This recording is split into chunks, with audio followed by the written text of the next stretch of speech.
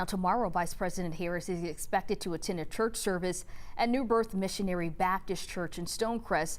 And churches have historically played a big role in educating black voters and getting them out to the polls, as 11 Alive's Joe Ripley explains.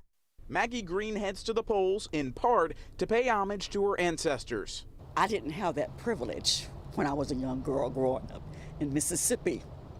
And my mother and father didn't have that privilege. And I cry because it was a struggle for them to vote. From past struggles and during name calling and voter suppression to casting her vote today. I'm a sharecropper's daughter. I came from that era where my parents and everybody in the community would leave the cotton field, go to the church, and talk about their rights. Both presidential candidates will look to the pews to drive people to the polls this election. We are welcoming Kamala Harris as vice president, not as a candidate.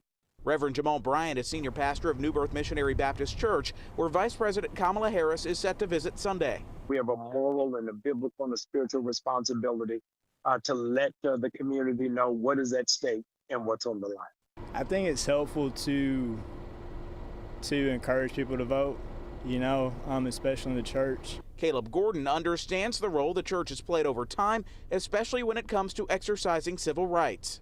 Black men can always vote at one time. I think I said that earlier too. I think that's even more reason why we should vote and take advantage of it. I don't look at people any differently because of how they vote. Maggie Green knows about the sacrifices made so voters could stand in line and make their voices heard. She says the important part is that people go out and vote. And they died for us. So get out and go and vote. It's your privilege, it's your right.